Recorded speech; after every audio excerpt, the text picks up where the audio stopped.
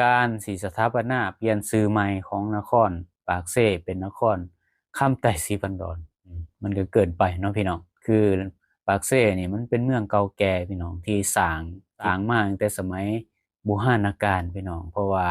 ปากเซนี่เป็นปากแม่น้ำเซโดนเนาะที่เป็นการสัญจรเพราะว่าสมัยก่อนมันบ่มีถนนหนทางมันก็ต้องอาศัยแม่น้ำพี่น้องเพราะฉะนั้นแล้วนครปากเซหรือเมืองปากเซนี่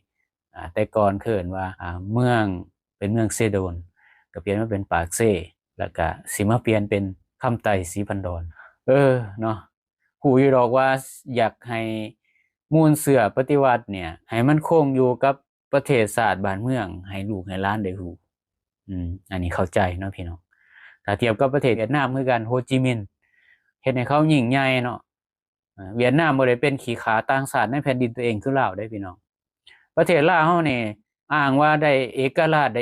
ชที่ได้มาแล้วถ้าเป็นของคนลาวเองบ่ว่าหยังพี่น้องคนลาวเองนี่มีความเป็นเอกราชทางด้านเศรษฐกิจแท้นี่โดดยังเลี้ยวไปทางไหนก็มีแต่ห้านจีนห้านแก้วอยู่ตลาดก็มีสินค้าจีนสินค้าแก้ว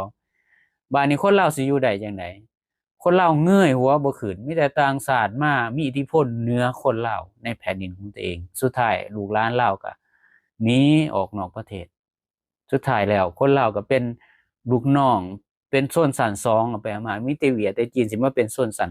อ่าเทิงสุดเลยมีประโยชน์หยังพี่น้องเพราะฉะนั้นแล้วเนี่ยบ่ควรเอาขึ้นมาเพราะว่าได้เอกราชมาแล้วผัดขายให้ต่างชาติขายทางด้านการสัมปทานแม้แต่เส้นทางอยู่ในแขวงจำปาสักนี่ก็ยังบ่มีของรัฐบาลมีแต่ของต่างชาติมีของเอกชนทั้งนั้นเลยบ่ว่าสิเป็นเมืองทองคำนั่นนี่เนาะคนลาวบ่มีนักวิชาการบ่มีผู้มีความรู้ที่จะเฮ็ดเองมีแต่ขายอย่างเดียวเอาเงินเข้าถุงอย่างเดียวแล้วก็เงินเฟ้อมานี่หลายปีมานี่โอ้บ่แม่นน้อยพี่น้องหลายร้อยเปอร์เซ็นต์พี่น้องตั้งแต่แอดมินเกิดมาได้ใช้เงิน